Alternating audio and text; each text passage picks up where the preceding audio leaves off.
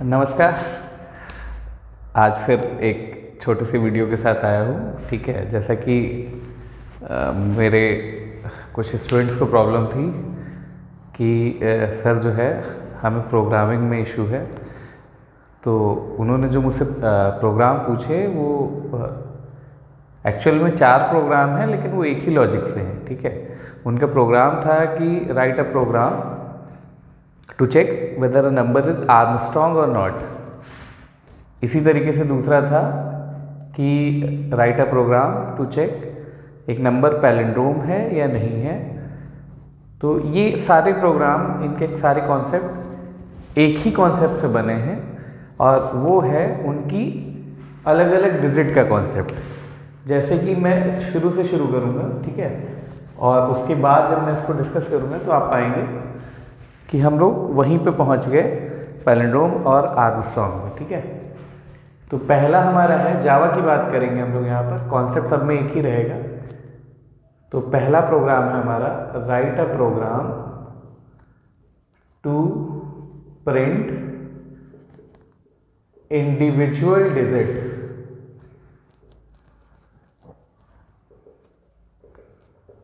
Of a number. इसमें हम example ले लेते हैं। फॉर एग्जाम्पल,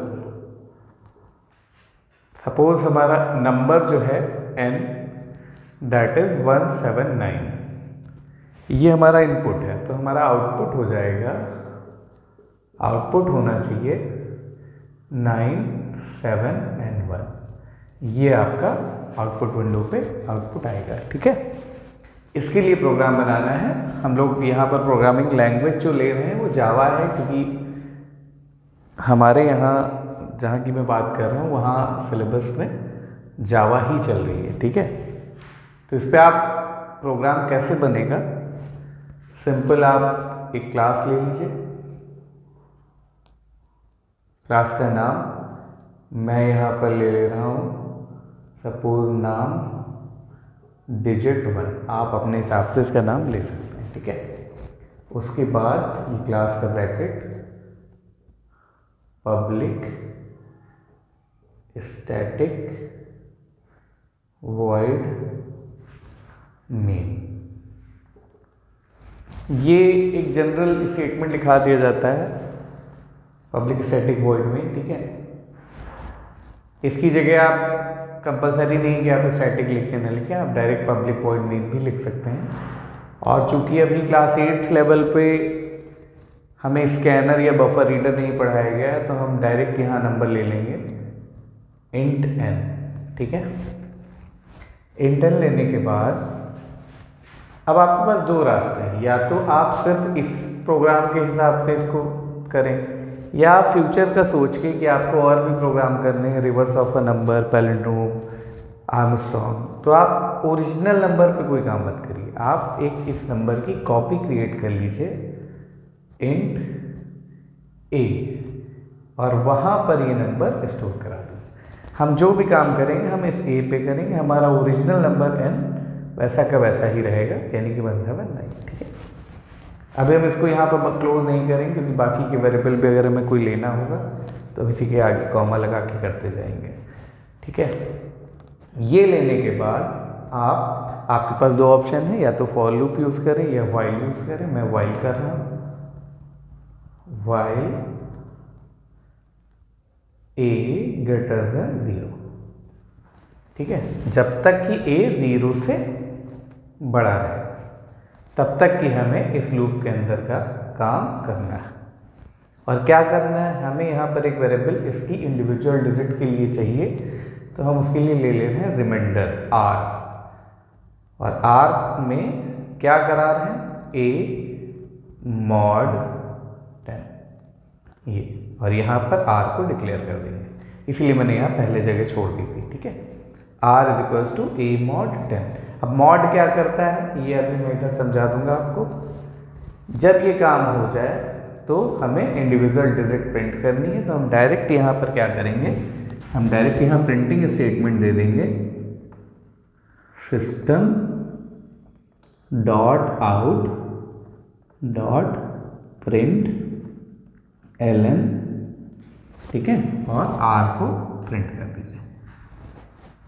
ठीक है, उसके बाद आपको क्या करना है, यहाँ पर a को a डिवाइडेड बाई 10, ठीक है, ये और ये छोटा सा प्रोग्राम है जो आपकी इंडिविजुअल डिजिट्स प्रिंट करने का काम करेगा।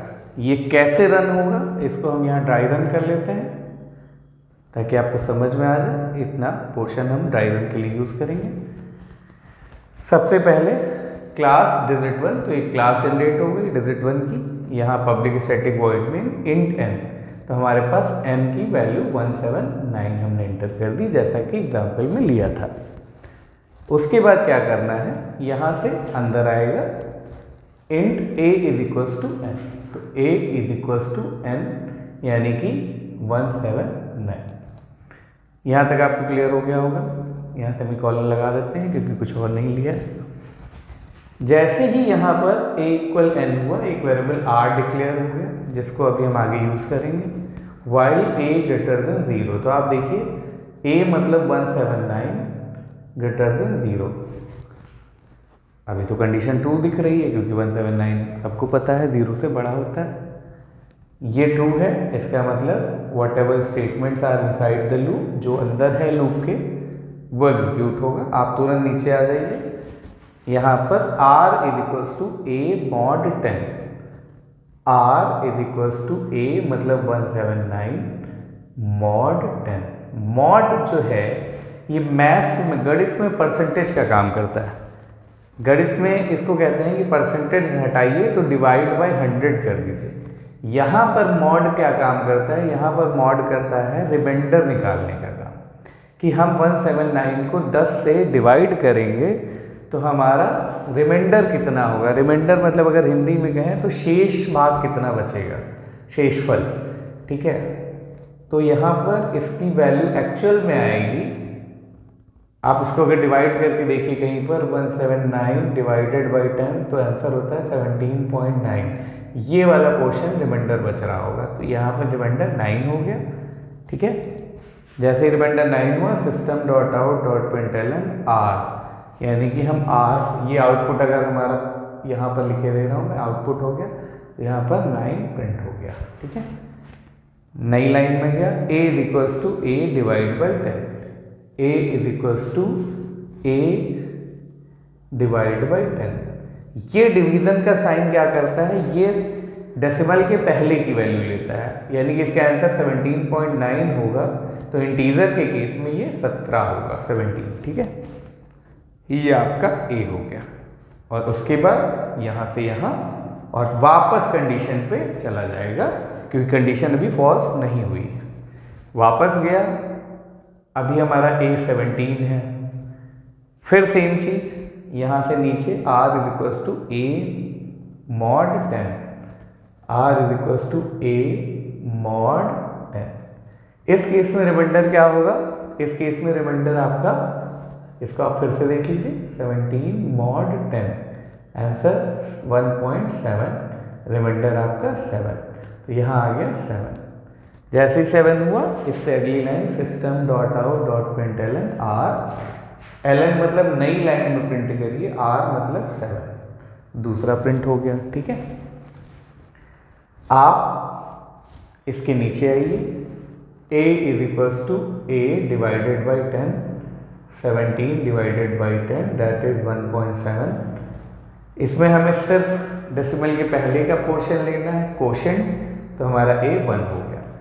यहाँ तक आपका a लूप 2 बार एग्जीक्यूट हो गया। ठीक है, फिर से वापस जाएगा, फिर से कंडीशन चेक होगी तीसरी। अब हमारा a 1 है, फिर से चेक हुआ 1 ग्रेटर देन 0, अभी भी ट्रू है।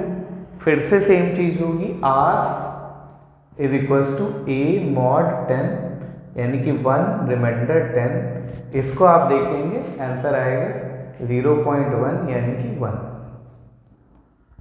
ये हमेशा डेसिमल के बाद की वैल्यू लेगा मॉड, तो यहाँ 1 आउट हो गया। अगली line a is equals to a divide by 10, a is equals to a यानी कि 1 डिवाइड बाई 10, आंसर इज 0.1। हमें डिवीज़न के केस में कोशेंट लेना है यानी कि 0, ये हो गया। वापस ऊपर गए, इस बार हमारा 0 is greater than 0, condition false. जैसे ये कंडीशन फॉल्स हुई, ये प्रोग्राम यहाँ से यहाँ आ जाएगा ऐसे, ठीक है। अब आप खुद देखिए, यहाँ से सारा प्रोग्राम होने के बाद आपका फाइनल आउटपुट 971 आ चुका है और हमें यही चाहिए था 971। तो ये प्रोग्राम है write a program to print individual digit of a number. For example, ये आप इतना प्रोग्राम अगर करेंगे, जो भी आपको 3 नंबर 4 नंबर का प्रोग्राम होगा उतने मार्क्स मिल जाएंगे, ठीक है। इसी पर बेस फिर आगे प्रोग्राम्स हैं, जैसे कि सम ऑफ इंडिविजुअल डिजिट, जैसे कि रिवर्स ऑफ अ नंबर, जैसे कि पैलिंड्रोम, जैसे कि आर्मस्ट्रॉन्ग। तो ये बहुत सारे प्रोग्राम्स इस पर बेस आएंगे, ठीक है। अब इनको आप एक बार ट्राई करिएगा।